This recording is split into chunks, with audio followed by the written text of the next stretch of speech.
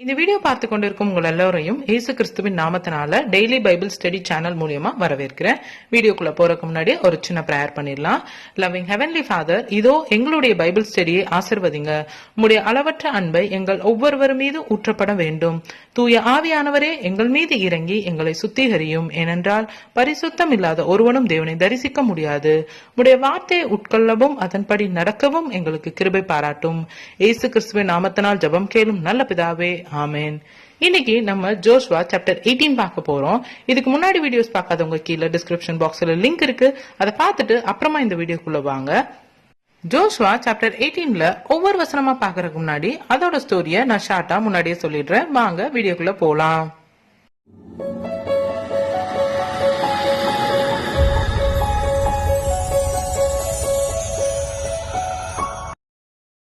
Joshua chapter 17 எப்படி முடியும்னா, மனாசையும் எப்ராயும் அதிக நிலம் கேட்டு அது ஜோஷுவா பிரிச்சு கொடுத்ததா முடிஞ்சிருக்கும். இப்ப ஜோஷுவா சாப்டர் 18 எப்படி ஆரம்பிக்குதுன்னா, இஸ்ரேல் மக்கள் எல்லோரும் சீலே அப்படிங்கிற பிளேஸ்ல ஒரு கூடாரம் போட்டு தங்குறாங்க. ஆல்ரெடி அவங்க கொஞ்சம் லேண்ட் வச்சிருக்காங்க. ஆனா இஸ்ரேல் மக்களோட 7 குலங்களுக்கும் இன்னும் உரிமை சொத்து பிரிச்சு கொடுக்கல.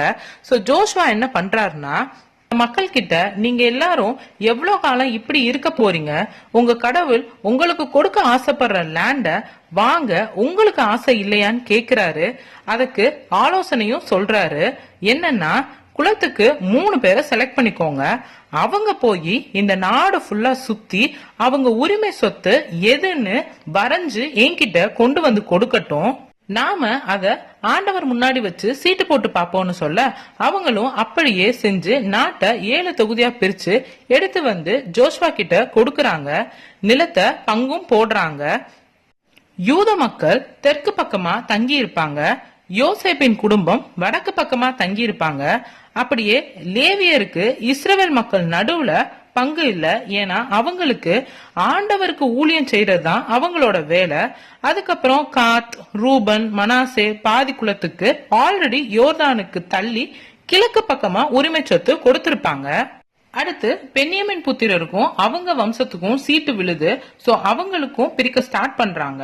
பென்யமின் எல்லை எங்க பார்த்தோம்னா, யூத புத்திரருக்கும் யோசேப்பு புத்திரருக்கும் சென்டர்ல இருக்கும். அதுக்கப்புறம் அவங்க பவுண்டரிஸ் எங்க ஸ்டார்ட் பண்ணி எங்க முடியுது, அப்புறம் என்னென்ன பிளேஸ் எல்லாம் அவங்க கவர் பண்றாங்க, எவ்வளவு கிராமம் அவங்களுக்கு சேருது அப்படிங்கிற லிஸ்ட் எல்லாம் நம்ம வசனங்கள்ல பாப்போம். இதான் ஜோஷுவா சாப்டர் 18ஓட ஸ்டோரி. இப்ப நம்ம ஒவ்வொரு வசனமா பார்க்கலாம். ஜோஷுவா சாப்டர் 18ல ஃபர்ஸ்ட் வசனம் பாருங்க. இஸ்ரவேல் புத்திரரின் சபையெல்லாம் சீலோவிலே கூடி அங்கே ஆசாரிப்பு கூடாரத்தை நிறுத்தினார்கள். தேசம் அவர்கள் வசமாயிற்று.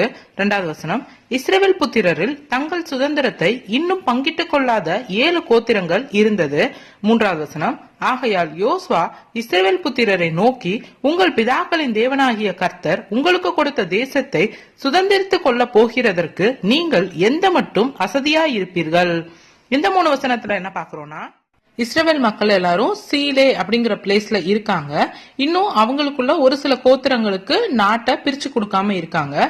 சோ அந்த டைம் ஜோஷுவா அவங்க கிட்ட சொல்றாரு, உங்களோட தேவன் உங்களுக்குன்னு கொடுக்க ஆசைப்படுற லேண்ட நீங்க ஏன் வாங்கிக்காம இருக்கீங்க அப்படின்னு கேக்குறாரு.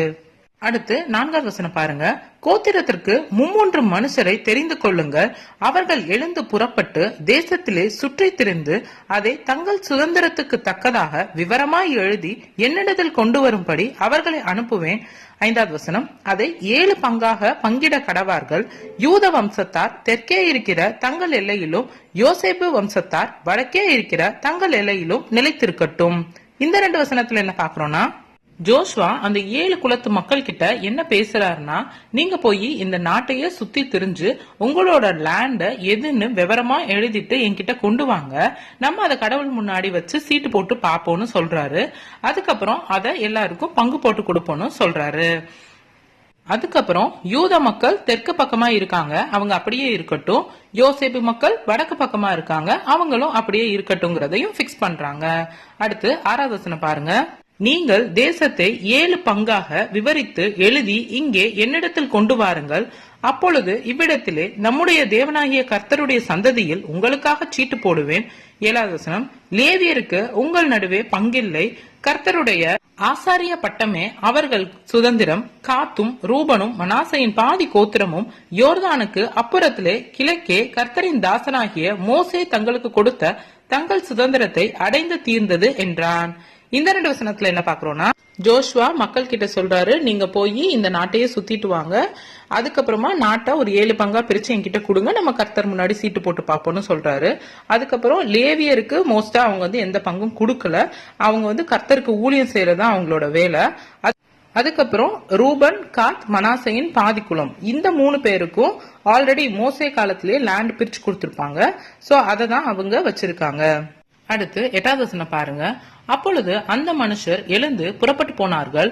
தேசத்தை குறித்து விவரம் எழுதி போகிறவர்களை யோசுவா நோக்கி, நீங்கள் போய் தேசத்திலே சுற்றி திரிந்து அதன் விவரத்தை எழுதி என்னிடத்தில் திரும்பி வாருங்கள். அப்பொழுது இங்கே சீலோவிலே கர்த்தருடைய சந்ததியில் உங்களுக்காக சீட்டு போடுவேன் என்று சொன்னான். 9வது வசனம்.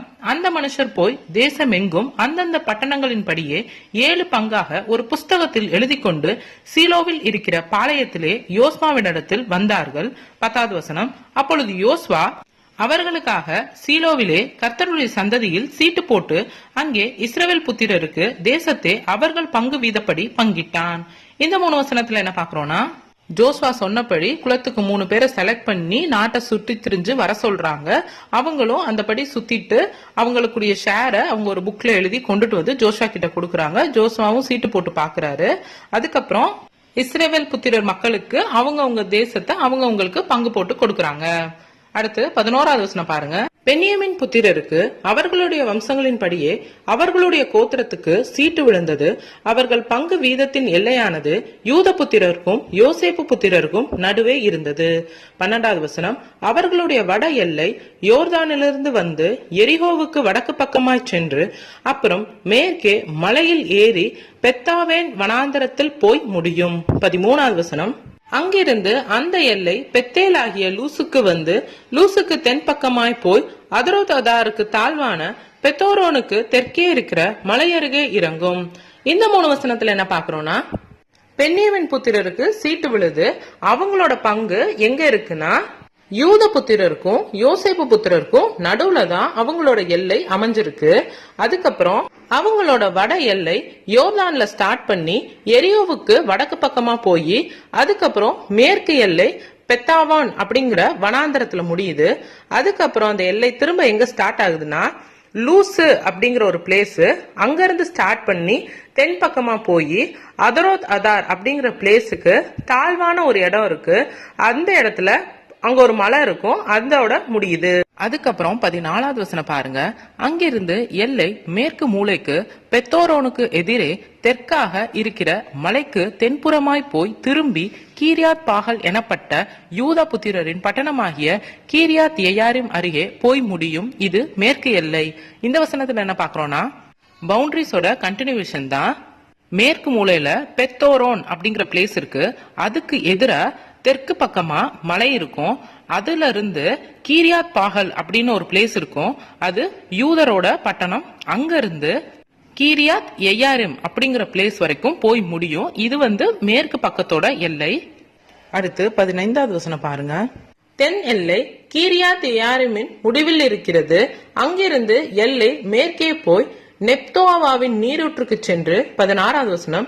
அங்கிருந்து ராட்சதரின் பள்ளத்தாக்கில் வடக்கே இருக்கிற இன்னோமுடைய குமாரனின் பள்ளத்தாக்குக்கு எதிரான மலையடிவாரத்திற்கு இறங்கி அப்புறம் தெற்கே எபூசியருக்கு பக்கமான இன்னோமின் பள்ளத்தாக்குக்கும் அங்கிருந்து என் ரோக்கேலுக்கும் இறங்கி வந்து 17வது வசனம்.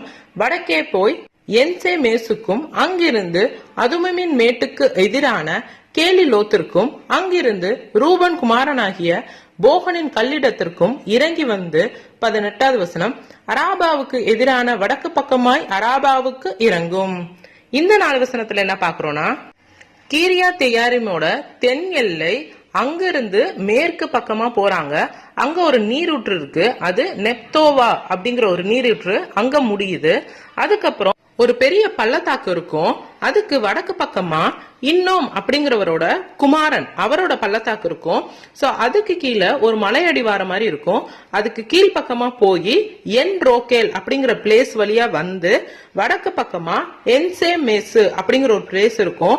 அங்க இருந்து போனோம்னா ஒரு மேடு மாதிரி இருக்கும். அந்த மேட்டுக்கு அதுமீன் அப்படிங்கிற பேரு. அதுக்கு ஆப்போசிட்ல கேலிலோத் அப்படிங்கிற பிளேஸ் இருக்கும். அங்க இருந்து போனோம்னா ரூபன் குமாரனோட போகன் அவரோட ஒரு கல் இருக்கும்.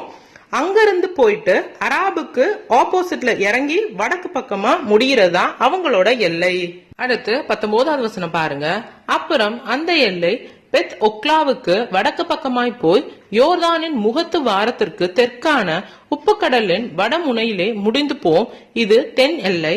20வது வசனம். கிழக்கு புறத்தின் எல்லை யோர்தானே. இது பென்யமின் புத்திரருக்கும் அவர்களுடைய வம்சங்களின்படி சுற்றிலும் இருக்கிற எல்லைக்குள்ளான சுதந்திரம். இந்த 2 வசனத்துல என்ன பாக்குறோம்னா, ஆல்ரெடி பார்த்த வசனங்களோட கண்டினியூவேஷன் தான். அதாவது அவங்களோட எல்லையோட கண்டினியூவேஷன்.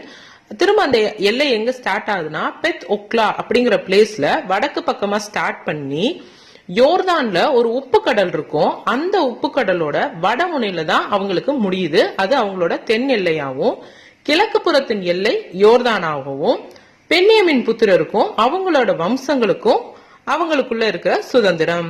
அடுத்து 21வது வசனம் பாருங்க. பென்யமின் புத்திரரின் கோத்திரத்திற்கு அவர்களுடைய வம்சங்களின்படி இருக்கிற பட்டணங்கள் ஆனவன எரிகோ, பெத் ஒக்லா, கேசிஸ் பள்ளத்தாக்கு. 22வது வசனம். பெத் அராபா, செமேராயிம், பெத்தேல். 23வது வசனம். ஆவிம், பாரா, ஓப்ரா. 24வது வசனம். கேப்பா, அமோனாய், ஒப்னி, காபா எனும் 12 பட்டணங்களும் அவைகளின் கிராமங்களுமே. இந்த 4 வசனத்துல என்ன பாக்குறோம்னா, பென்யமின் புத்திரருக்கு சீட்டுப்படி விழுந்த 12 கிராமங்களும் அவைகளோட பட்டணங்களும் தான் பார்த்திருக்கோம். அடுத்து 25வது வசனம் பாருங்க. கிபியோன், ராமா, பேரோத். 26வது வசனம். மிஸ்பே, கெபீரா, மோத்சா. 27வது வசனம். ரேகேம், இர்பெயேல், தாராளா. 28வது வசனம். சேலா, ஏலேப், எருசலேம் ஆகிய எபூசி, கீபெயாத், கீரையாத் எனும் 14 பட்டணங்களும் அவைகளின் கிராமங்களுமே பென்யமின் புத்திரருக்கு அவர்கள் வம்சங்களின்படி இருக்கிற சுதந்திரம் இதுவே. இந்த 4 வசனத்துல என்ன பாக்குறோம்னா, அகைன் ஒரு லிஸ்ட் ஆஃப் பட்டணங்கள் பாக்குறோம். இதுவும் பென்யமின் புத்திரருக்கு அவங்களோட வம்சங்கள் படி கிடைச்ச சுதந்திரம் தான். அதாவது இந்த கிராமங்களும் இந்த பட்டணங்களும் பென்யமினுக்கு சொந்தமானது. இப்ப நம்ம ஜோஷுவா சாப்டர் 18ல ஒவ்வொரு வசனமா பார்த்து முடிச்சிட்டோம். இனி நீங்க என்ன பண்ணணும்னா, ஒரு முறை பைபிள் எடுத்து நல்லா ரீட் பண்ணுங்க. இதுல நான் ஏதாவது தப்பா சொல்லியிருந்தாலும் உங்களுக்கு ஏதாவது புரியலனாலும் கீழே கமெண்ட் செக்ஷன்ல கமெண்ட் லீவ் பண்ணுங்க. Praise the Lord.